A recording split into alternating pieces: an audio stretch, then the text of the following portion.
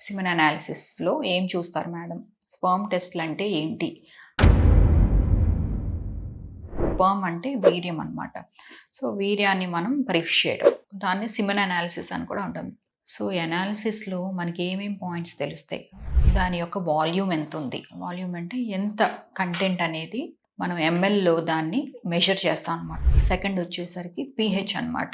PH అనేది చూసుకుంటాం. ఎసిడిక్‌గా ఉందా? ఆల్కలైన్‌గా ఉందా?